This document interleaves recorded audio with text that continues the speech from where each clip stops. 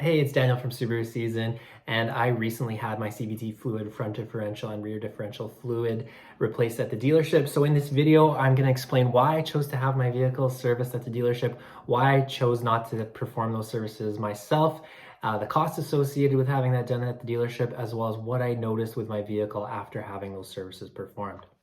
So I decided to have all that work done because I purchased my vehicle used with about 100,000 kilometers on it, which is about 62,000 miles.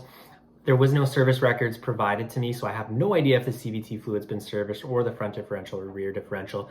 The Carfax provided to me just had a few oil changes at a local oil change place that were performed and recorded. So I actually don't know the service history of my vehicle. Now, I really want to have a reliable vehicle going forward. I know Subaru does have some CVT issues with certain models. Hopefully, those are cleared up on the newer ones, but being a 2015, I really wanted to make sure my Outback was reliable. Also in Canada, it is where I live, where there are some severe conditions. If you've seen my other videos, it is recommended that the fluid is changed at 100,000 kilometers.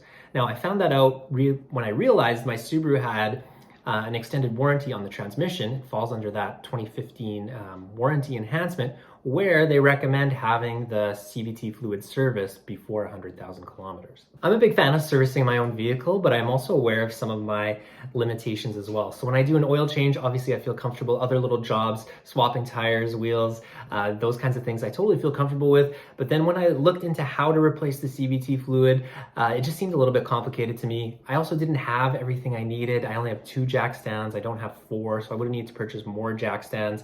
There's just other things I didn't have, like I didn't have a pump or anything to easily fill the front differential and rear differential, and it just looked like an intimidating job to me, and it seemed worthwhile to do it at the dealership. Also, when I looked at my rear differential, again, I live in Canada. I looked at, maybe could I get those bolts free? The bolts were a little bit rusty and had some surface corrosion. I didn't want to mess with that. I didn't want to round my differential bolts and then have to take my vehicle into the dealership anyways. So this is just something that I felt really comfortable going to the dealership for.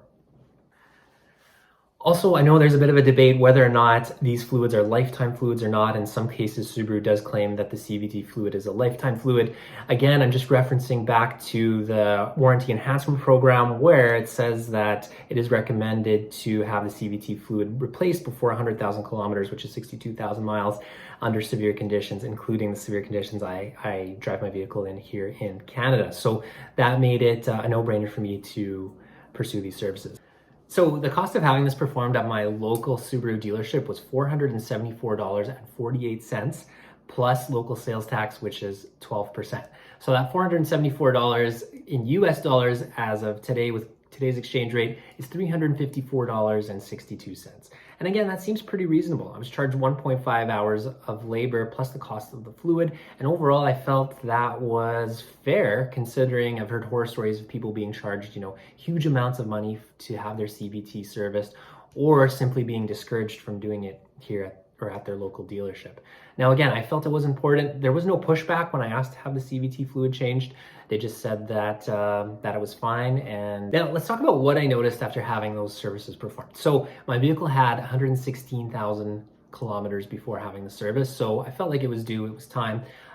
Before having the service, it did seem like my vehicle was a little noisier overall. There was a little bit more of road noise or noise from the powertrain as I was driving and accelerating. Now my car does seem a little bit quieter after having these services performed. As well, my CVT seems to be operating a little bit smoother, behaving more like a CVT. So some more of the CVT characteristics are coming up as I'm driving. For example, when I accelerate for example, 60 kilometers an hour, if I let off the gas, it seems to stick a little bit longer, and my car seems to carry and have a little bit more momentum before the vehicle starts slowing down.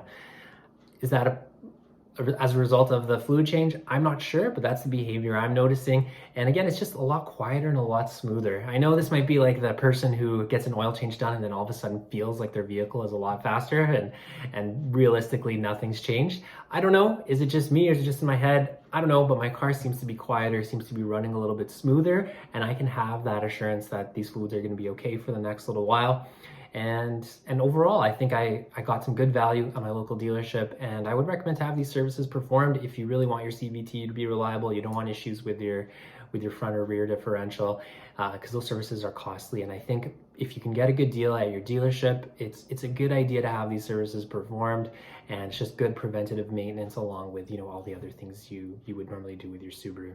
Okay, thank you. If you have any questions, please leave them in the comments. As well, I'm going to ask you to subscribe if you've liked my videos or if you found any of these videos helpful or informational. It really means a lot trying to get to that 1,000 subscriber mark. So thank you very much. Okay, take care.